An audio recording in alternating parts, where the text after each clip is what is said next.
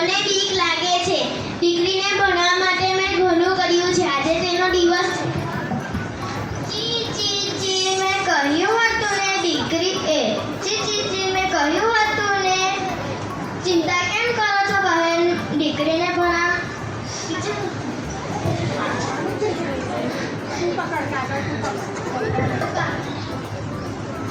ચી ચિંતા કેમ કરો છો બહેન? પારો તો મારા જે પાંખ સાથે ઉડતી છોકરી છે. અરે ચમકી, તું તો આવીને મારી સાથે વાત કરે છે. મમ્મી હું આવી. મને પરીક્ષામાં પ્રથમ નંબરનું ઇનામ મળ્યું છે. મને શાળાનો બેસ્ટ સ્ટુડન્ટનો એવોર્ડ પણ મળ્યો છે. વાહ બેટા, તું તો ખરેખર તેજસ્વી છે.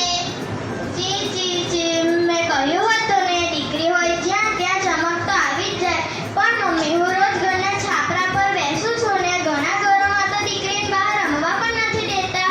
શાળાએ મોકલવાની તો દૂરની વાત. પણ કેમ ચમકી? અમને પણ તો ભણવાનો હક છે ને. હા બેટા, એ જ માટે તો દેશ કહે છે બેટી બચાવો બેટી પઢાઓ. મારે તો મોટી થઈ શિક્ષિકા બનવું છે. એવી દીકરીઓને ભણાવી છે જેમને તક નથી મળતી. વાહ, તો તારે મોટી થઈ દેશને ગગનિકા બનવું છે જે દીકરીઓને ઉડવાની પાંખ આપશે. જ્યારે કુટુંબ બને છે ત્યારે સમાજ બને છે. જ્યારે દીકરી બને છે ત્યારે કુટુંબ બને છે, સમાજ બને છે, દેશ બને છે. બેટી બચાવ એટલે દીકરીને જન્મથી જ પ્રેમ અને સુરક્ષા આપવી. બેટી પઢાઓ એટલે દીકરીને શિક્ષણ, શોખ અને તક આપવી.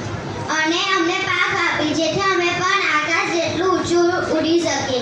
દીકરી એ કિરણ, દીકરી એ આશા. બચાવો એને આપો જ્ઞાન. એ જ દેશની સાચી ભાષા. ચી દીકરીઓને ઉડવા દો, આકાશ બધાનું છે.